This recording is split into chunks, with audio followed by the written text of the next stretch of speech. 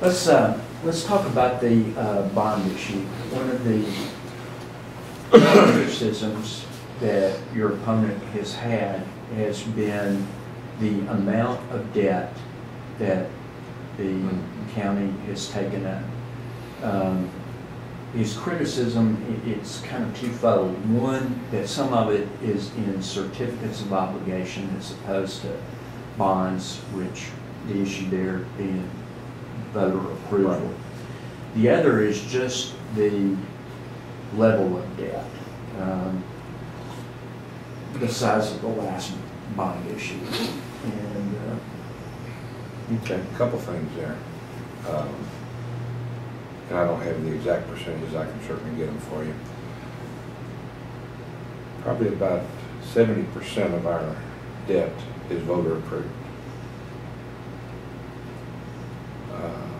If you were to take of the non-voter approved debt, Heber, there's probably 45 million that is on the pass-through toll, which basically is a revenue bond secured by the state of Texas.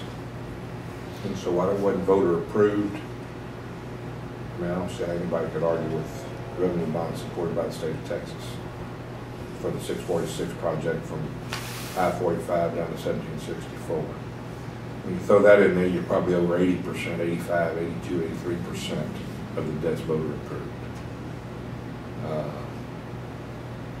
Some of the certificates of obligation were early on. Those will be paying out. Most of those were 10 or 12 year stuff, and they'll be paying out over the next few years. I don't remember off the top of my head big tickets and certificates. Early on, there were some certificates issued to do some roads in Carbide Park, Jack Brooks Park. There was a small set of certificates to deal with the improvements to the Samuel A. Pass Bridge. There were some COs issued early on to purchase and renovate the Big City Annex. These were very early on. And probably the biggest CO would be the 30-some-odd million that was added on to the Justice Center. The others are all paying down to almost nothing. And of course, the good news about the Justice Center, Heber, and you were here, how many buildings in Galveston didn't flood? The Justice Center and jail was one of them. And part of that extra money was raising that property and the elevation of all that 2 foot higher than what the architects had originally planned for it to be. And so, again, we see that as a good investment.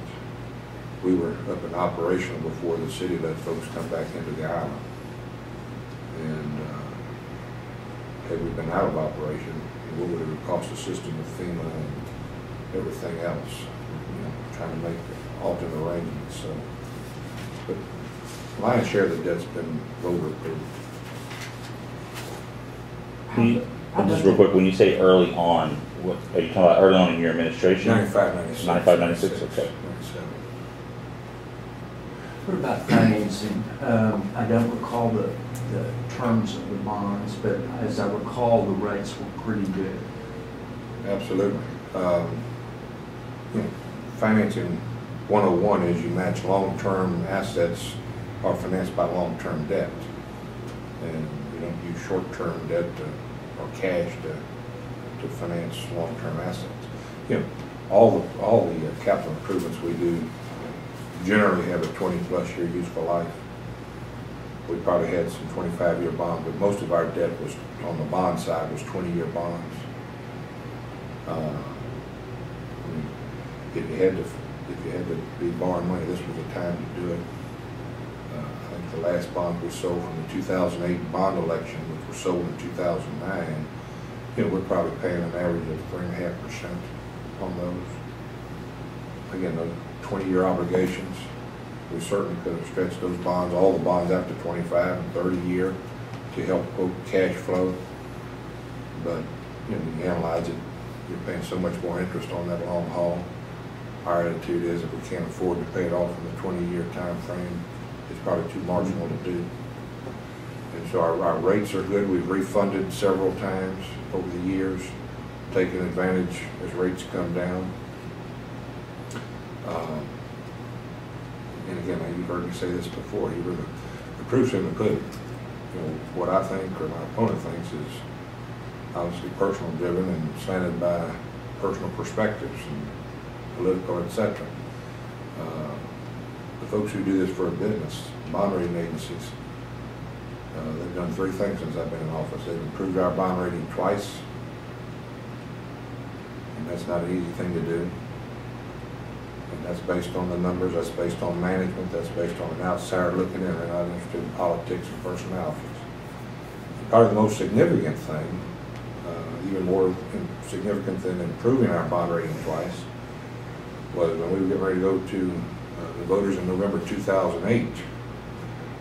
The bond rating agencies came in and reevaluated us in October, right after Ike, when the economy, late September, the economy dropped out of the bucket and the values were down and Ike was a mess, etc. And there were public entities all across the country, and certainly in this area, being downgraded. In October 2008, we were upheld with our bond rating. And so, again, I take pride in that's an objective. Somebody does it for a business, doesn't have a dog in the hunt. They're making their livelihoods based on them calling it like they see it and the risk of this county. And really, the biggest risk we have is a good risk, and their only negative criticism of us is so much of our tax base is concentrated in the petrochem refining side. And again, we'd like to long term to dilute that, and it has been, the percentage has been coming down, but it's a nice thing to have that big industry anchor in our county. So